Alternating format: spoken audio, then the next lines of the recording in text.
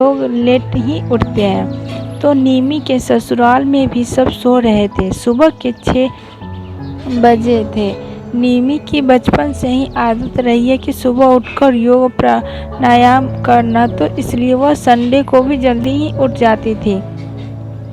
पर उसकी पीहू तो अभी भी सो रही थी। तो निमी सबसे ऊपर टेरेस पर जाकर सुबह की ठंडी हवा में प्राणायाम करने लगी। तभी उसने देखा कि रिमी भी छत पर आ गई है। यह देखकर उसे कुछ अजीब लगा, क्योंकि रिमी अक्सर 12 बजे से पहले उठने वालों में से नहीं थी। पर आज वह सुबह 6 बजे ही उठ गई और वह भी छत पर आ गई।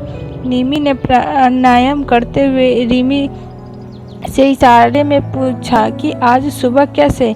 रिमी ने अंगड़ाई लेते हुए खुश होकर कहा, भाभी आज तो मैं रात भर सोई ही नहीं, तो सुबह और रात मेरे लिए सब बराबर है। क्या तुम सोई नहीं? पर क्यों? निमी ने रिमी से पूछा।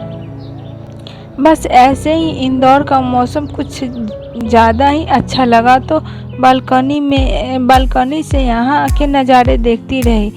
निमी उसकी एक एक बात का मतलब अच्छी तरह से समझ रही थी, पर वह यह भी अच्छी तरह से जानती थी कि कोई भी कुछ कर ले, उसके भाई ने तो जैसे पीहू को ही अपनी सोच में पत्थर की लकीर बना लिया है, जो कभी मिटेगी ही नहीं। और वह रिमी को भी अच्छी तरह से जानती थी कि वह उन लड़कियों में से है जो ज़्यादा आगे पीछे का नहीं सोचती, बस उसके जो सामने होता उसी में अपनी ज़िंदगी को एंजॉय करना जानती है। खैर जो भी हो, यह रिमी और भाई के बीच की बात है। वह दोनों डिसाइड कर लेंगे। उन्हें जो भी करना होगा वह क्यों इतना सोच रही है। निमी अपने योग प्राणायाम से फ्री हो चुकी थी। मौसम अभी भी अच्छा था। ठंडी हवा के साथ फूलों की खुशबू भी उसमें घुली हुई थी। जब निमी नीचे जाने लगी तो रिमी ने रुकते हुए कहा, भाभी थोड़ी देर और घूमते हैं ना? अभी आप नीचे जाकर क्या करेंगी? वैसे भी सभी लोग सोए हुए हैं। ठीक है, कहकर निमी भी छत पर घूमने लगी। दोनों टहलते हुए बातें करने लगी। थोड़ी देर यहाँ वहाँ की बातें की। उसके बाद रिमी ने फिर अर्जुन की बातें करनी शुरू कर दी।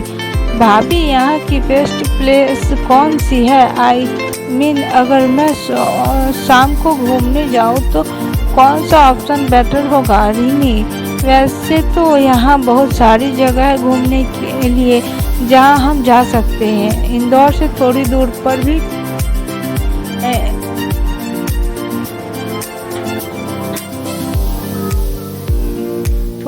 पर भी जैसे कि ओमकारेश्वर, उज्जैन, पाताल पानी और भी बहुत कुछ है। पर मैं भाई के मूड का कुछ कह नहीं सकती कि वह कहाँ जाते हैं।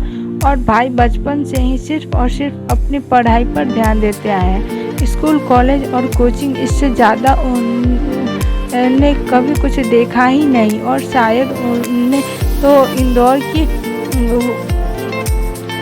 की वह जगह भी नहीं देखी जहां लोग आमतौर पर जाते रहते हैं। इसलिए यह बात तुम उन्हीं से डिस्कस करना तो ठीक होगा। ठीक है भाभी, तो फिर आप मुझे अविनाश जी यानी अर्जुन जी का नंबर दे दीजिए, मैं उनसे बात कर लेती हूँ।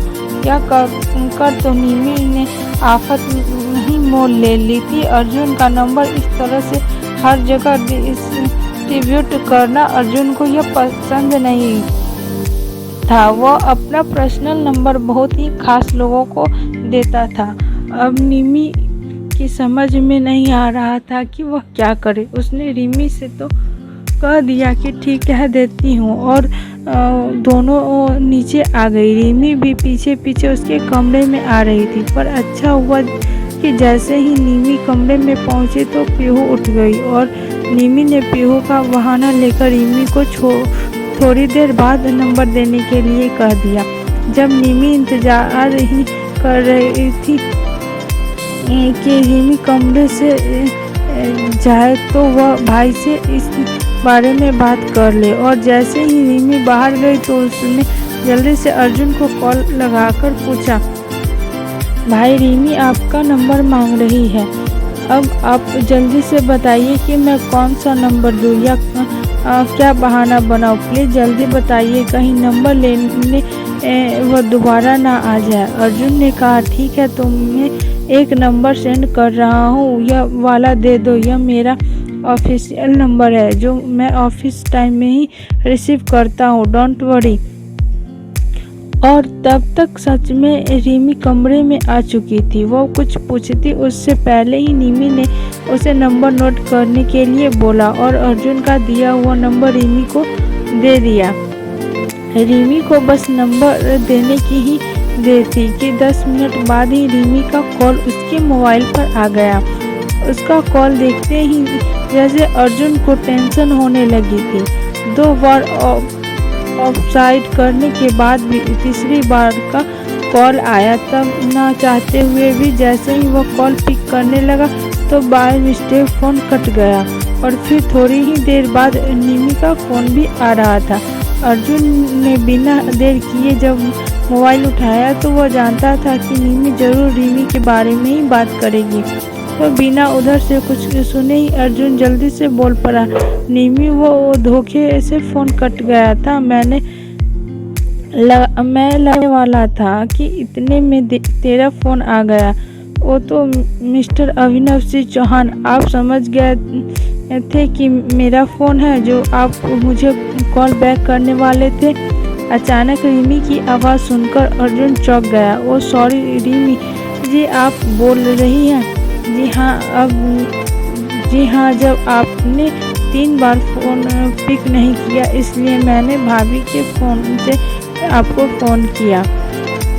अर्जुन की चोरी जैसे पकड़ी गई हो, उसने अपनी सफाई पेश की, नहीं मशरूम में था और तीसरी बार गलती से फ़ोन कट गया था।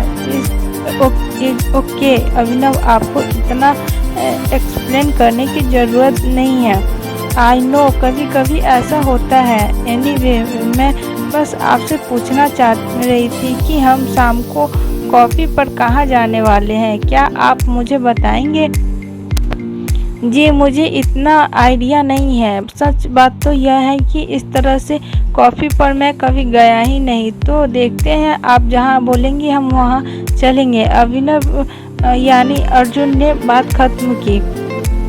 ओके, फिर मैं निमी भाभी से ही बात कर लेती हूँ। जी यही ठीक रहेगा। अर्जुन ने इतना ही कहा। रिमी ने फिर बात की शुरुआत की। अभिनव, आप मुझे पिक करने आ रहे हैं या फिर मुझे ही आपके घर आना पड़ेगा? अर्जुन समझ रहा था कि रिमी इतनी आसानी से पीछा छोड़ने वाली नहीं है, तो ऐसे ही आवाज़ लगाते हुए कहने लगा, जी माँ आया और पीछा छुड़ाने के लिए रिमी से झूठा बहाना बना दिया।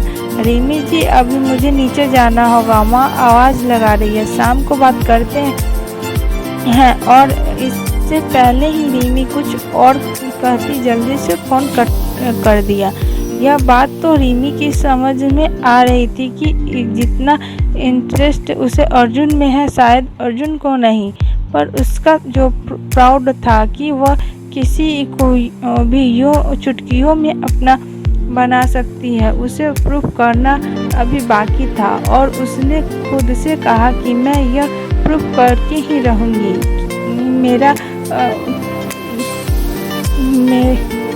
किसी को मैं अपना बना सकती हूँ, चाहे वह मिस्टर अभिनव सिंह चौहान ही क्यों ना हो।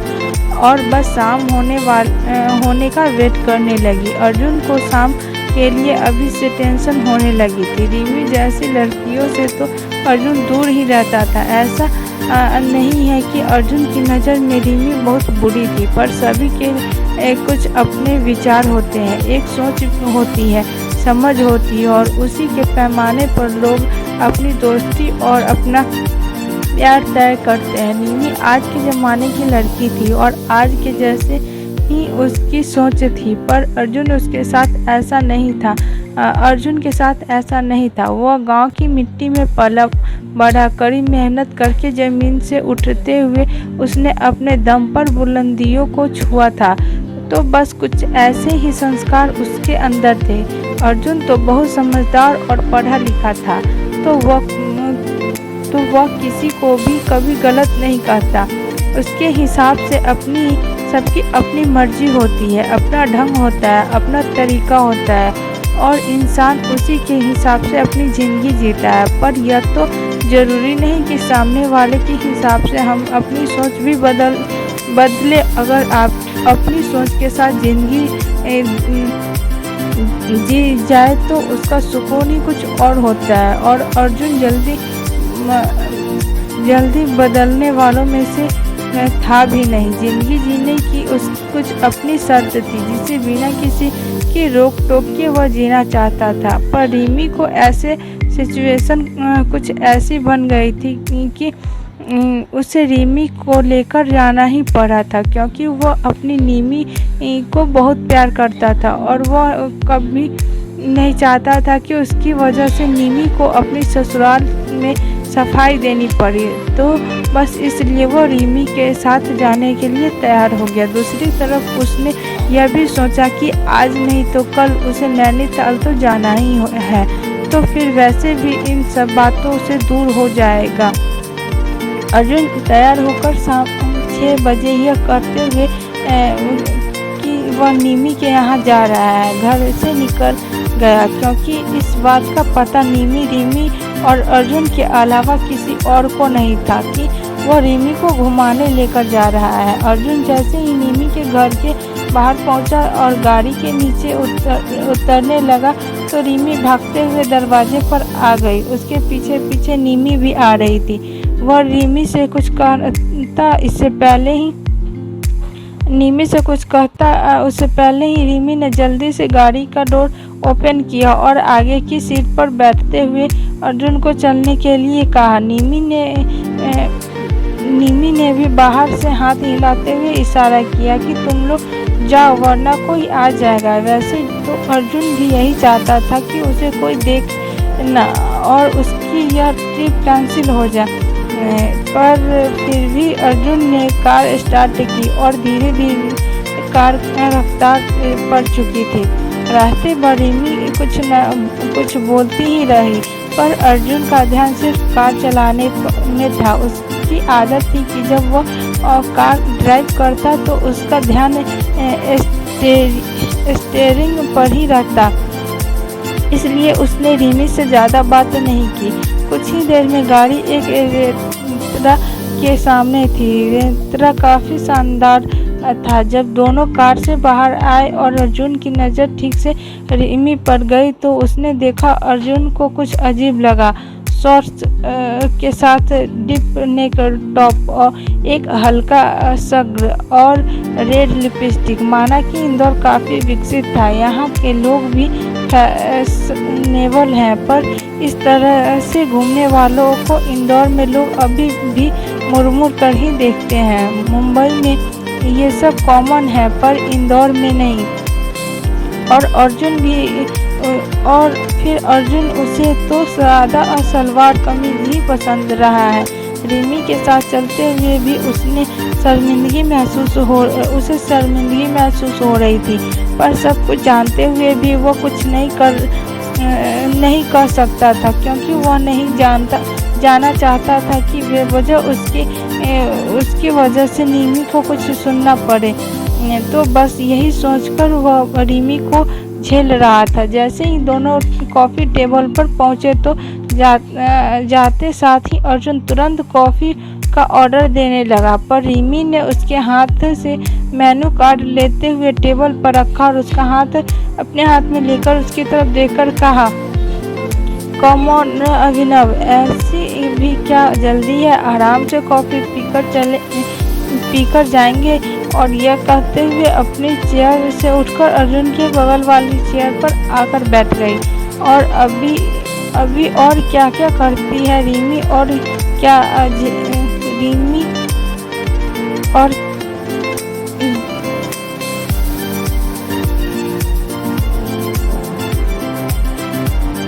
और क्या क्या झेलना पड़ेगा हमारे अभिनव चौहान को, जानने के लिए अगले एपिसोड में मिलते हैं। तब तक के लिए इतना ही। बाय, टेक केयर, जय हिंद, जय भारत।